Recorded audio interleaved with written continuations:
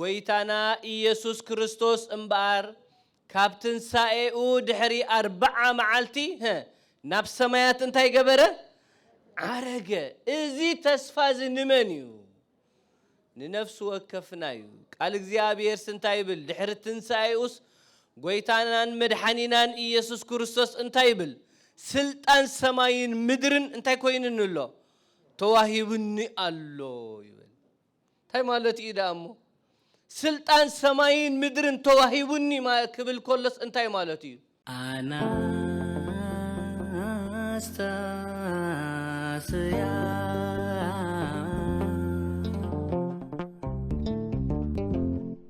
በስመ አብ ወወልድ ወመንፈስ ቅዱስ አሐዱ አምላክ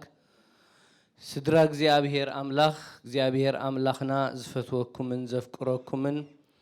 ብናይ ዘለዓለም ፍቅሩ ንናይ ዘለዓለም ህይወት ተጸዋዕኹም ደቂ ዓዶም ንቅዱሳን ከመይ ቀኒኹም ከመይ ሓዲርኩም ከመይ መጺኹም አሜን ትሉእልን ልኡለ ባህርን ዝኾነ እግዚአብሔር አምላኽና በአና ብድኹማት ባሮቱን ብልሳን ኩሎም ፍጥረታቱን ዝኸበረን ዝተመስገነን ይኹን እግዚአብሔር አምላኽና ክሳብዚ ሰዓት እዚ ሓልዩ አነቃቂሑ ክሳብዚ ኣብዚ ጉባኤ እዚ ክንሳተፍ በረኸት ናይ ሰንበተ ክርስቲያን ቅድስት ክንወስድ ዝፈቀደልና ክብርን ምስጋናን ንዑ ይኹኖ حراي مبار لما عنتي كم فقد እግዚአብሔር እንሪኦ ኣብ ግብረ ሐዋርያት ምዕራፍ 1 ፍቅዲ 11 ዘሎ ቃል እዩ እዚ ካባኻትኩም ናብ ሰማይ ዝዓረገ ኢየሱስ ከምቲ ናብ ሰማይ ክዓርግ ከሎ ዝረአኹምዎ ከምኡ ገይሩ ኸኣ ክመጽዩ ይብል ስለቃላቱ እግዚአብሔር አምላኽና ዝኸበረን ዝተመስገነን ይኹን እስኪ ደድሕረይ እዚ ካባኻትኩም ናብ ሰማይ ዝዓረገ ኢየሱስ እቲ ካባኻትኩም ናብ ሰማይ ዝዓረገ ኢየሱስ ከምቲ ናብ ሰማይ ክዓርግ ከሎ ዝረአኹሞ ከምቲ ናብ ሰማይ ክዓርግ ከሎ ዝረአኹሞ ከምኡ ገይሩ ኸኣ ክመጽእ እዩ ስለ ቃላቱ እግዚአብሔር አምላኽና ዝኸበረን ዝተመስገነን ይኹን እዚ ዕለት እዚ ከምቲ ኣቦና ክብሉና ዝጸንሑ ትማሊ ሐሙስ ዝወዓለ ቤተ ክርስቲያንና ድማ ሎማዓንቲ መልእኽቲ ናይዚ ሰንበት እዚ ክኸውን ዝመደበቶ ዕርገት ጎይታና ኢየሱስ ክርስቶስ ንዓና ንደቂ ሰባት ብኡ ኣቢልና ዝረኸብናዮ ዓወት እንታይ እዩ ብኡ ዝረኸብናዮ ተስፋኸ እንታይ እዩ ዝብል እዩ ማለት እዩ እግዚአብሔር አምላኽና ክብርን ምስጋናን ንዑ ይኹኖም ብምኽንያት ኃጢአት ናይ አዳም ወዲ ሰብ ኩሉ ኣብ ትሕቲ ኣጋንንቲ ኣብ ትሕቲ እግሪ ኣጋንንቲ ተረጊጽና ዝነበርናሉ ዘመን እንታይ ዝገበረሉ ዘብቃዓሉ እዩ ማለት እዩ ሓደ መዓልቲ ወዲ ሰብ ካብ ገነት ናብ ምድሪ እንታይ ኮይኑ ተሰጊጉ ሓቀይ ብምኽንያት እንታይ ብምኽንያት ኃጢአት ካብ ገነት ናበይ ናብ ምድሪ ናብዚ ምድሪ ፍዳ ተሰጊጉ ማለት እዩ ዕጩ ኸኣ ብጀካ ሞት ዕጩ ኸኣ ብዘይካ ሓዘን ዕጩ ኸኣ ኣብዚ ምድሪ እዚ እንተዘይ ኮይኑ ተስፋ ሰማያት ዘይብሉ ኮይኑ ይነብር ነይሩ እግዚአብሔር አምላኽና ግና ክብርን ምስጋናን ንዑ ይኹኖ ነቲ ዘፍቅሮ እንኮ ወዱ ሓደ ግዜስ ነቲ ሓደ ወዱ ሊኢኹልና ክበሃል ከሎስ ብዙሓት ዘለዎሞ ዳሓነይ ነዚ ሓደ ኢሉ ዝሰደዶ ኸይመስለና ነቲ እንታይ ወዱ ነቲ እንኮ ወዱ ነቲ ሓደ ወዱ ምእንቲ ምድሓና ካብ ሰማያት እንታይ ገይርዎ ሊኢኽዎ ማለት እዩ ምእንቲ ምድሓና መጺኡ ጎይታና ኢየሱስ ክርስቶስ መከራ መስቀል ተቐቢሉ ሞይቱ ብሳልሳይ መዓልቲ ተንሲኡ ምስኡ ድማ እንታይ ገይሩና ንዓና ኣተንሲኡና ነስተውዕል እምበር ጎይታና ኢየሱስ ክርስቶስ እምባር ካብትን ሳኤኡ ድሕሪ 40 መዓልቲ ናብ ሰማያት እንታይ ገበረ ዓረገ እዚ ተስፋ ዝንመን እዩ ንነፍሱ ወከፍና እዩ ቃል እግዚአብሔር ስንታይ ብል ድሕሪ ትንሳኤኡስ ጎይታናን መድኃኒናን ኢየሱስ ክርስቶስ እንታይ ብል ስልጣን ሰማይን ምድርን እንታይ ኮይንንሎ ተዋሂብኒ አሎ ይብል እንታይ ማለት እዩ ዳሞ ስልጣን ሰማይን ምድርን ተዋሂብኒ ክብል ኮለስ እንታይ ማለት እዩ አይነበሮ እንዲ መንዳኸም በሐድሽ ይብዎ ስልጣን ሰማይን ምድርን ተዋሂብኒ አሎ ክብል ኮሎ ግና እንታይ እዩ ነቲ መጀመሪያ እግዚአብሔር ነቦና አዳም ክፈጥሮ ኮሎ እንታይ ሊፈጥርዎ ነይሩ ኣብ ርእሲ ሰማይን ኣብ ባሕርን ኣብ ምድርን ኣብ ኩሉ እንታይ ግበር ኢልዎ ነይሩ ገዛእ ኢልዎ ነይሩ ወዲ ሰብ እምበኣር ገዛእ ኮይኑ ተፈጢሩ ነይሩ ጎይታ ኮይኑ ተፈጢሩ ነይሩ መላኽ ኮይኑ ተፈጢሩ ነይሩ ስልጣን ሰማይን ምድርን ዘለዎ ኮይኑ ተፈጢሩ ነይሩ ብሰንከ ኃጢአት ግና ሁሉ ስልጣኑ እንታይ ገይሩ ሲኑ ነዚ ክብሪ ክመልስ ይጎይታናን መድኃኒናን ኢየሱስ ክርስቶስ ሰብ ኮይኑ ዝመጸ ስልጣን ሰማይን ምድርን ተዋሂብና አሎ ክብል ኮሎም ባር እንታይ እዩ እቲ ቀደም ወዲ ሰብ ንሕና ብሰንከ ኃጢአት ዝሰአናዮ ስልጣን ሰማይን ምድርን ሕጅግ እንታይ ኮይንና አሎ ተመሊሱልና አሎ ናብ ሰማይ ዓረገ ክበሃሉን ኮሎኸ መን ይዝዓርግ ዘሎ ንዓና ሒዙና ይዝዓርግ ዘሎ ክርስቶስ ካብ ሙታት ተንሲኡ ተተባሂሉ ንመን ይዘተንስኦ ዘሎ ንዓና ናብ ሰማያት ዓሪጉ ክበሃል ኮሎ ንመን ይዝዕርጎ ዘሎ ንዓና ብዙሕ ግዜ እንደጋግማላ ቅዱስ ዮሐንስ አፈወርቅስ እንታይ ኢሉ ብሰንከ ኃጢአት አዳም ካብ ዝወረድናዮ ታሕቲ ዝትሕት ታሕቲ የለን ኣብ እግሪ አጋንንቲ ኢና ተረጊጽና ነርና ማለት እዩ ብጎይታናን መድኃኒናን ኢየሱስ ክርስቶስ ካብ ዝወፃናዮ ላዕሊ ዝልዕል ላዕሊ የለን ንሕና እምበኣር እዛ ሎማዓንቲ እዚኣ ስኒ ነቲ ምድራዊ ዝነበረ ናብራና ናበይ ዝተቀየረሉ ሰማያዊ ዝተቀየረሉ መዓልቲያ ማለት እዩ ጎይታና ኢየሱስ ክርስቶስ እምበኣር ነቲ ቀዳማይ ተስፋ ፈጺሙ ነቲ ዘለዓለማዊ ተስፋ ዝኸፈተላ መዓልቲ እያ ማለት እዩ እንታይ ማለት እዩ ቀዳማይ ተስፋ ዝዓፀወላ አቀዲሞም ነቢያት እንታይ እንዳበልዮም ክንበዩ ጸኒሖም ውረድ ተወለድ አድሕነና ምንም ሞኽህብ ሰማያ ጨንዲሕኻ እንተ ትወርድ አኽራን ኣብ ቅድሜኻ ነይ ምበሉ ወፈኑ እዴከ እምአርያም ኢድካ ካብ ሰማይ ካብ ላዕልስ እንታይ ግበር ስደድ ካብ ደቀ ጓናኻ አድሕነና እናበሉ ንምምጻእ እቲ መሲሖም ዝጽበዩ ነይሮም ቅድሚ ክርስቶስ ዝነበረ ትጽቢት ኩሉ ንምንታይ እዩ ነይሩ እቲ መሲሕ ክመጽእ እሞ ከድሕኖም እሱ ዲ ነይሩ እቲ ትጽቢት ሓቀይ እቲ መሲሕ ኣምላኽ ክመጽእ እሞ ከድሕኖም እዩ ነይሩ ሕጂ ግና ጎይታናን መድኃኒናን ኢየሱስ ክርስቶስ ንዝኽርስሙ ንዘለዓለም ምስጋና ይኹኖ ጎይታና ኢየሱስ ክርስቶስ ኣብ ዝጸዋዕናሉ ኩሉ ግዜ ብድሕሪኡ እንታይ ክንብል ኣለና ንዝኽርስሙ እንታይ ይኹን ምስጋና ይኹን ምክንያቱ ልዕሊ ሁሉ ዝኾነ ስም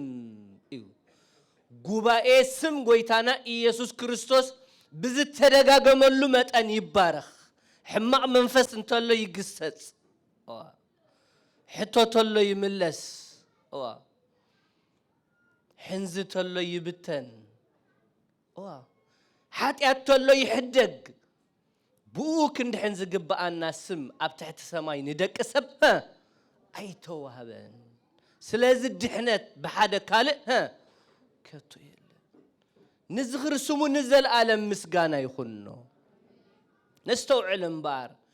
ክርስቶስ ኣምላኽና እምበኣር ነቲ ቀዳማይ ተስፋ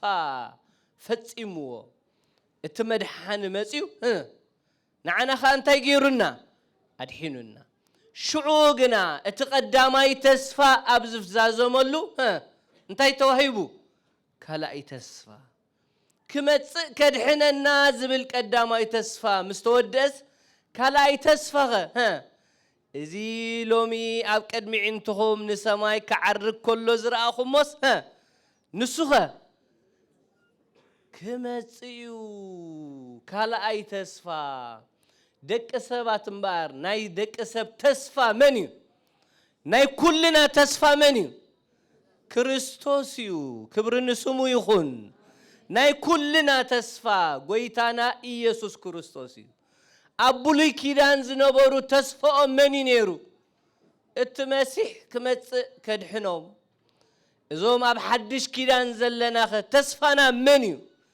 حجون كريستوس ناي كلنا تسفى ناي كلنا هيوت ناي كلنا مدحانيت نسخائخا إلهم كمبوس أني حما أبونا حكي ناي كلنا تسفى نسخائخا ناي كلنا مدحان نسخائخا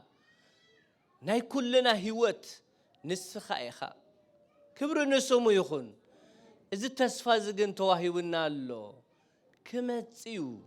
انتهينا لنا كم إذا خبخاتكم نفس ما يزعرق إيسوس كم تي نفس ما يكعر كله زرعكمو كم أجيرو خان انتهي كجبري كمتسيو أما نتصبر لنا متصباي انتهي مالتي تتناققنا دون نتصبر لنا زتصبر سب كميلي دتصبر قدي زتصبر سب كميلي زتصبر ناب النسي قاشا متصال له خيب لك خمتصن ساعاتو قصيرو ساعات ثلاثه متصكال له خبلك كان حددي قاشا هروق تيلك انتايو غزا خيت العالم من صاف كايت نصفه ايتخستره حقي زتدالو نغير يله بزح غزي غاشا كمان هندبت انت مصينس انتاي وصي له خدينا نول حقي كومدينا نبل غاشا مصكالو تيلكا غنا انتاي خاتبل تغبر بيتك أنصفكا خوستيركا زبلع زستقربكا زرقا قربكا انتي تقبرو تتصبيو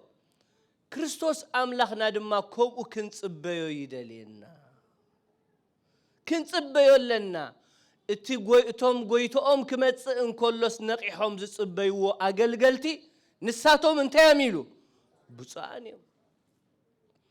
قويتوم كمتصئن كولو هو نقيحهم زصبيوم أقل زصنحوا أقل قلت سنتيو بصانيو مسكن هيوت ناس كان مرمرة بحقي حلنا يحسني حلنا زي حسو دانيايو نقيحنا دو لنا أما أخل بيتي كريستيان دك إسنا خلنا دا أنتي أبكال أخل نقح أسم بيدوكم دي قال يوم اسم فيديو اما خل بيتي كريستيان دك اسكا خلخس يا ابدق خنقح بحدد لنا ابز قالو زنغرلو مصات كريستوس زنغرلو بوتا دا تتخسكس ابيك نقحيمو እግዚአብሔር ይቅረበለልና ድኹማት ስለዝኾንናዩ ውልቅና ይኮነን دخام سبيز بحقي እግዚአብሔር ስንድኻምና ባዕሉ ይጽረልና ትዕለት ዕለት ጾርና ዝጸውር አምላኽ ስንድኻምና ይደግፎ ንጉድለት እምነትና ይደግፎ ንያቱ ካብ ሰብ አይኮውኒ ካብ ስጋ አይኮውኒ ስድራና ካብ ስጋ አይኮውኒ እግዚአብሔር መንፈስ ቅዱስ ኣብ ልዕሌና ዕዚዙ ይውረድ ንሱ የነቃቃሐና ንሱ ይለውጠና كاب سباي كوني كمي كاب هوريت دي نريو انتي دي كم بولنا صنيح ما بوشي تا غبر هوريتان سمعكم مادو كريستوس زاكل غويتا من تو مويتو اب قدمي انتم كاتسيو تغليصها هيو مخانو مسر ايومسي انتي لومو مسي لومسي بزعبة تنسأي وجلس كي تجرم خجرمكم انتهي لهم قويتا حجري خان إسرائيل منجست تتخللا واي أم منجست ديهم دلهم أم منجست مع ستكل مع سفرس ديهم دلهم أبكم ديهم دلهم كريستوس كموت هتسيو هي ومهانو أرئيو ومسي بزعبة خموت متسو والحادة بكاز تقدس يلن انتهي لهم حجدي خا منجست تتخللا كسع كندي سقاوين كم زنور لك خمانا احنا هم مندينا لك خمانا دينا برانا قويا قويا زبلن حكي دينا برانا يو انجيهو زتسأنا امسينا خندقس قبرنا بزعبا موتون تنسايون دا من قد جيرو من قد قبر يلن كابانات حيسكا خاول كي قد قبر يلن سقادوكم يبقى እግዚአብሔር መንፈስ ቅዱስ ግና ንሱ ይርዳአና ሐዋርያት ሕጂ ዲኻ መንግስት ትተኽለላ ኢሎም ስሓተትዎ እንታይ ኢልዎም ነቲ ኣቦ ዝመደቦ ብፈቃዱ ዝመደቦ ክትፈልጥዎ ኣይተዋህበኩምን ኢሎ ኣቦ ዝምድቦ ነገር ኣሎ ስኻ ስኢልካ ይትጻዓር ኣቦ ዝመደቦ ግዜ እሱ ዝውድኦ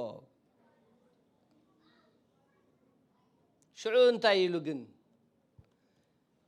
بساتهم زعبا منجست متكالي حتو والله سخن تاب زعبا من تاي مليسو مسيلكم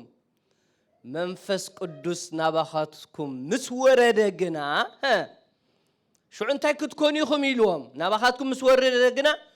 مجمّر انتاي حيلي كتقبولي اخم